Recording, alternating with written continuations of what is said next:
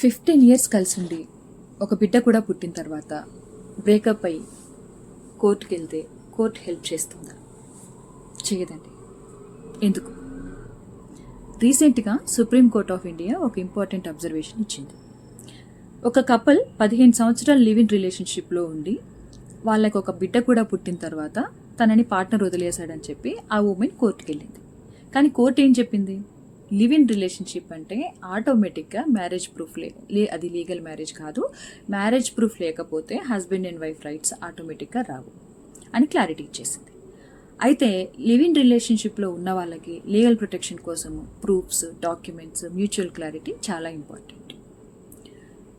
Love okay, relationship is okay, కానీ లాలో protection కావాలంటే మాత్రం అవేర్నెస్ ఖచ్చితంగా ఉండాలండి.